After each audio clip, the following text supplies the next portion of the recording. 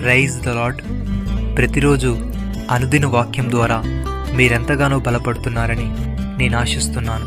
అలాగే మీరు కనుక మన యూట్యూబ్ ఛానల్ని క్రొత్తగా వీక్షిస్తున్నట్లయితే మన యూట్యూబ్ ఛానల్ని సబ్స్క్రైబ్ చేయండి, ఇతరులకు షేర్ చేయండి.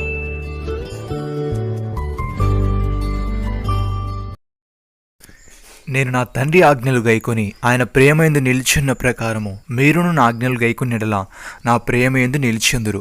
యోహాను సువార్త 15వ అధ్యాయము 10వ వచనము. సహోదరి సహోదరులారా, యేసయ్య ఈ విధంగా అంటున్నాడు, ఎవడైనను నా మాటలు వినియు వాటిని గైకొనుకున్నెడల నేను అతనికి తీర్పు తీర్చను. నేను లోకమునకు తీర్పు తీర్చుటకు రాలేదు, కానీ లోకమును రక్షించుటకే వచ్చితిని. నన్ను నిరాకరించి నా మాటలు అంగీకరింపని వానికి తీర్పు తీర్చువాడు ఒకడు కలడు. నేను చెప్పిన మాటే అంత్యదినమునందు వానికి తీర్పు తీర్చును.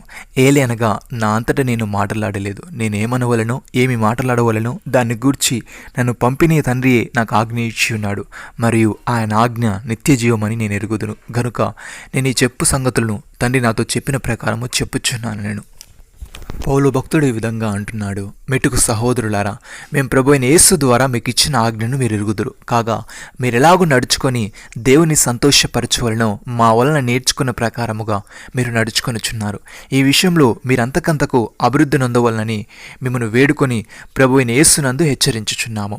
మీరు పరిశుద్ధులగుటే అనగా మీరు జారత్వమునకు దూరముగా ఉండుటే దేవుని చిత్తము. మీలో ప్రతి వాడును దేవుడిని ఎరుగని అన్ని జనుల వలె కామభిలాషి ఎందు కాక పరిశుద్ధత ఎందును ఘనత ఎందును తన ఘటమును ఎట్లు కాపాడుకొనవలనో అది ఎరిగి ఉండుటే దేవుని చిత్తము. ఈ విషయం దేవుడును అతిక్రమించి తన సహోదరునికి మోసము చేయకుండా వలను. ఎందుకనగా మేము పూర్వం మీద చెప్పి సాక్ష్యం ఇచ్చిన ప్రకారముగా ప్రభువునందు వీటన్నిటి విషయమై ప్రతిదండన చేయవాడు. పరిశుద్ధులగుటకే దేవుడు మనల్ని పిలిచెను గాని అపవిత్రులుగా ఉండుటకు పిలువలేదు. సహోదరి సహోదరులారా, మనం ఆయన ఆజ్ఞలు గైకొన్నట్లా దీనివల్లనే ఆయన ఎరిగి ఉన్నామని తెలుసుకుందాము. ఆయన ఎరిగి ఉన్నామని చెప్పుకొనుచు ఆయన ఆజ్ఞలను గైకొను వాడు అబద్ధికుడు, వానిలో సత్యము లేదు. ఆయన వాక్యము ఎవడు గైకొనునో వానిలో దేవుని ప్రేమ నిజముగా పరిపూర్ణమాయను.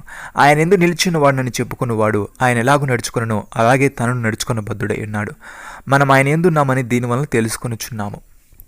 ప్రియమైన సహోదరి సహోదరులారా, యేసుక్రీస్తు నిరంతరం ఉన్నవాడు గనుక మార్పులేని యాజకత్వం కలిగిన వాడాయను. ఈయన తన ద్వారా దేవుని ఎదుకు వచ్చేవారి పక్షమున విజ్ఞాపనము చేయుటకు నిరంతరము జీవించుచున్నాడు గనుక వారిని సంపూర్ణముగా రక్షించుటకు శక్తిమంతుడై ఉన్నాడు.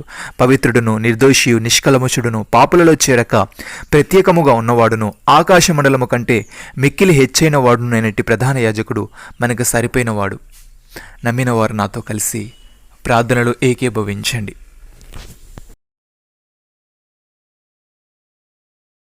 మమ్మల్ని మికిలిగా ప్రేమిస్తున్న మా ప్రియ పరలోకపు తండ్రి, మీరు మాకు ఇచ్చిన ఈ గొప్ప రక్షణ భాగ్యమును బట్టి మీకు వందనాలు చెల్లిస్తున్నాం.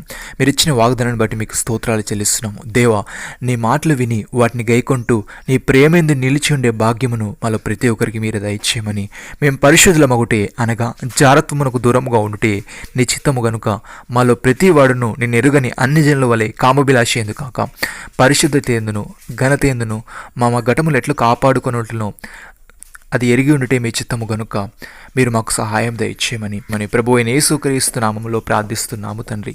ఆమేన్.